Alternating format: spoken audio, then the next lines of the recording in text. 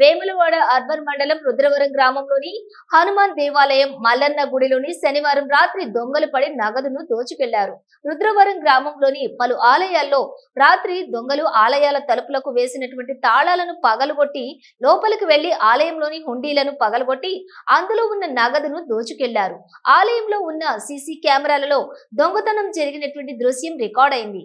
సంఘటనా స్థలాన్ని వేములవాడ పోలీసులు పరిశీలించి కేసు నమోదు చేసుకుని దర్యాప్తు చేస్తున్నారు.